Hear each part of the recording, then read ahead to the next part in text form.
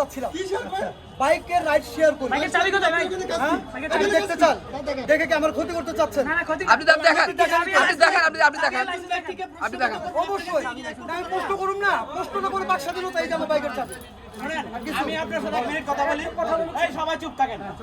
আসিফ মাহমুদ অথবা যে কেউ যদি দুর্নীতি করে, তার বিরুদ্ধে স্পেসিফিক দুর্নীতির যে অভিযোগটা সেটা নিয়ে আদালতে এক মিনিট বাই দাঁড়ান, উনি স্পেসিফিক কথা যাচ্ছেন।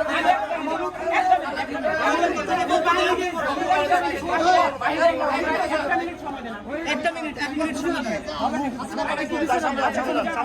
নিচে নামেন। কি শুরু করছেন? কি প্রশ্ন করেন? উনি যাচ্ছেন না।